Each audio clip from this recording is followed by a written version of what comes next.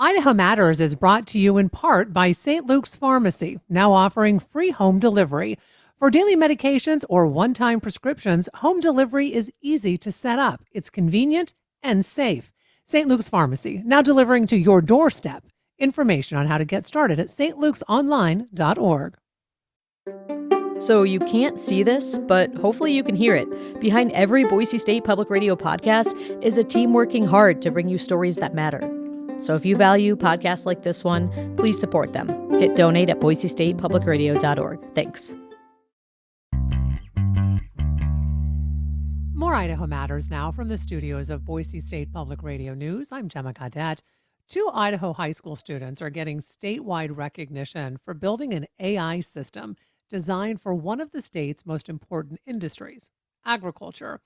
Their tool uses weather and soil data to help farmers decide whether to water their crops or to wait, potentially reducing water use while also keeping fields healthy.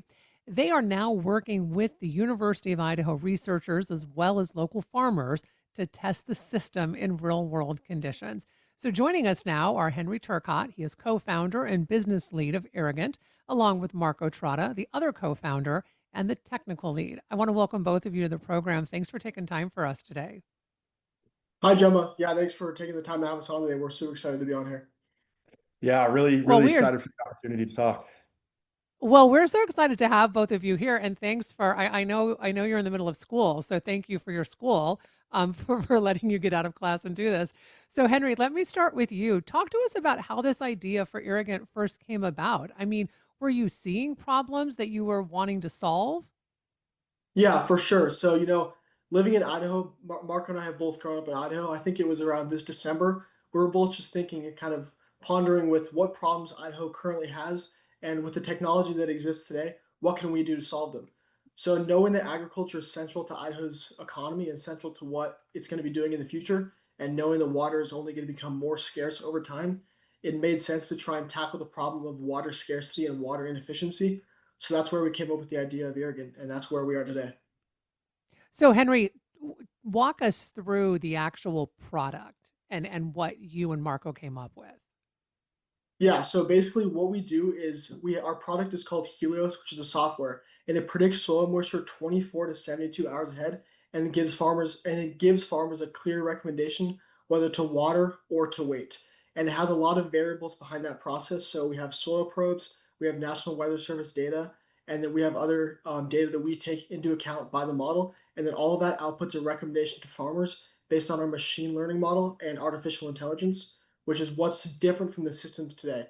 So when you're a farmer using our model, you're essentially going to get a recommendation that shows you when to irrigate and how much to irrigate in plain language that you understand, driven by lots of data. Yeah, essentially So, Mark, our software turns signals on the farm into an irrigation decision that's going to tell you when, where, and how much to water. okay, so Marco, let's talk about the technical side of this then. I mean, so as Henry just said, you're predicting this, right? Between a 24 to 72 hour cycle. I mean, how difficult is it from that technical standpoint to really predict that soil moisture in that span of time so that it's reliable enough for farmers to use?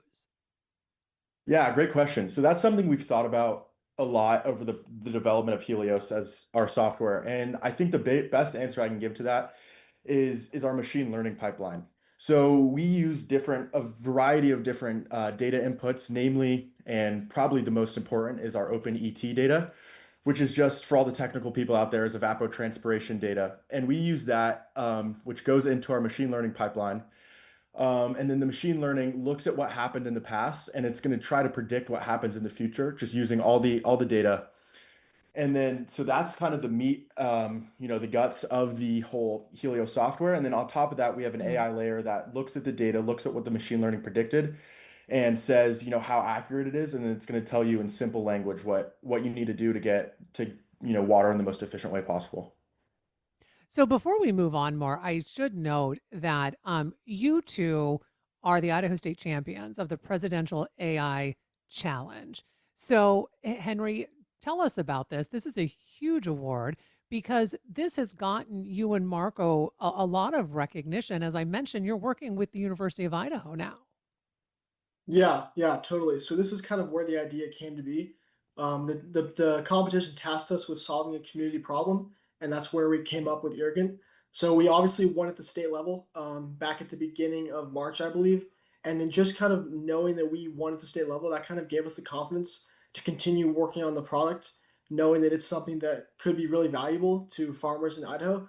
So from that point on, where we've just been working and progressing, talking to people in the Idaho ag space and doing all that we can to refine our model and really make sure that it fits what farmers are looking for on a day-to-day basis.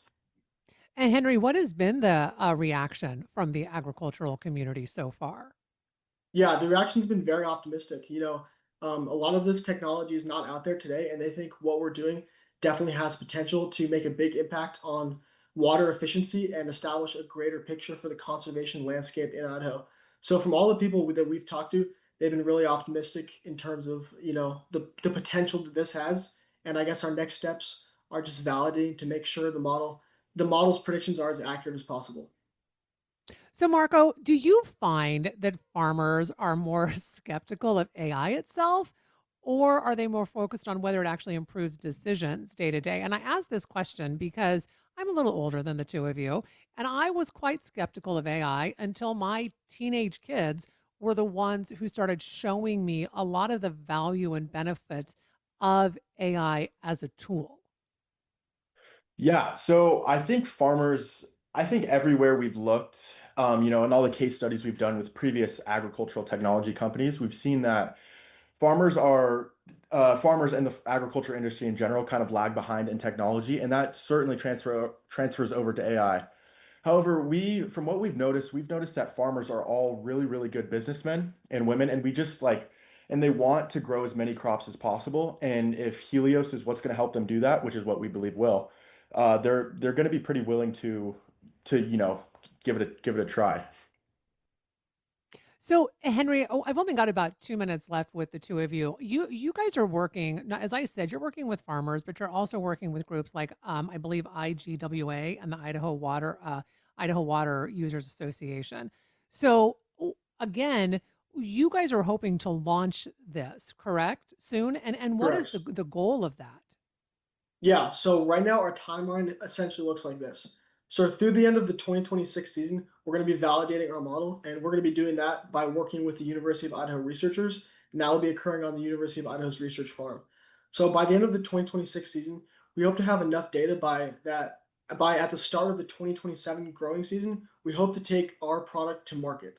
So essentially, we have a 1 year time frame where we're going to be doing everything in our power to make the model as accurate as possible. And we've been doing that by, like you said, connecting with groups like the Idaho Groundwaters Association and the Idaho Water Users Association, which has allowed us to get feedback on what we're doing now and what we need to continue doing in the future. And Marco, before I let you go, as I mentioned, you and Henry are juniors in high school. How do you balance building something like this? I mean, it's technical, it's high stakes with everything else going on. Because, I mean, you still have to graduate high school next year. For sure. Yeah, I think the best answer to that would just to say that we're both really passionate about it. I mean, Henry's been, an entrepreneur since as long as I can remember. Him and I grew up together, and I've been coding since I was probably about 11 years old, and we both love to do our roles in Irrigant. So it's not we go to school during the day and have all the homework and whatnot, but then after we look forward to working on something like this because we know it's a problem that matters and we know it's something that we have the tools to solve. So it's Well, really I exciting to be able to work on it together.